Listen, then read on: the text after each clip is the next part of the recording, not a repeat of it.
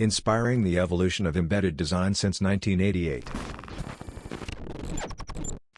Hey, I'm Leo, this is my partner Juan, and we have built for ECE4760 PGC32, which is a portable game console. It's completely custom, the design of it.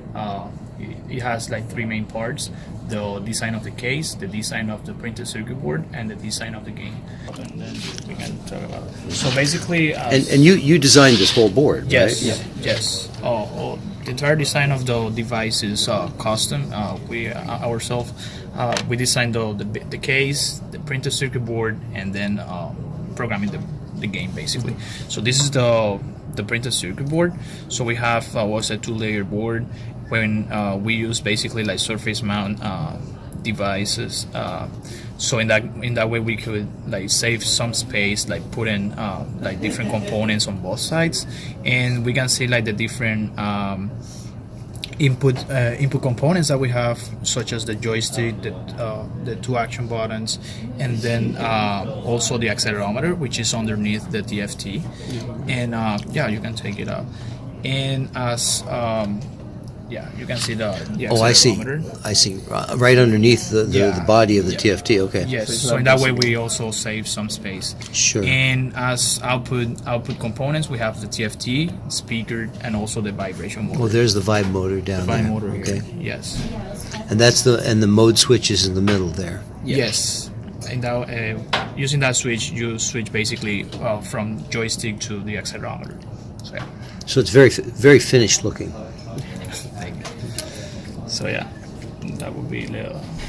Here we have two different modes of playing. So one would be with a joystick, and the other one would be for all those gamers fans that you can basically move the console and play like that. And also it has three different levels of difficulty: easy, medium, and difficult. So we're going to demo playing easy with the basically tilting the device.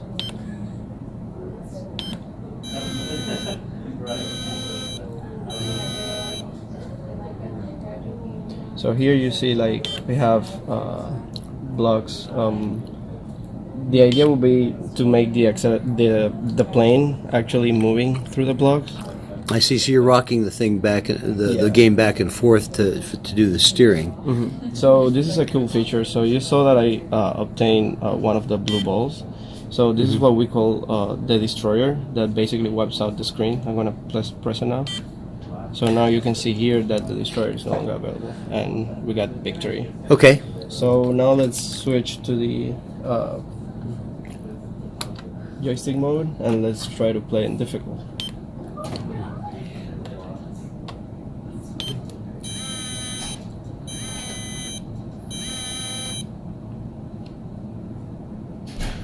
Oh, so there's more blocks coming down. And this is also a cool feature. So if you press the joystick down, it makes it look like the plane is moving slower. So you can like pass difficult scenarios where there's a lot of blocks. So here we got the destroyer. It can be seen on the screen that it's actually there available. So we're gonna wipe out the screen. We're gonna shoot some blocks. Let's get another destroyer. And let's lose, so you see what. So here it stops for a second, so you see that you actually lost, and you see the defeat message. Got it. Nice.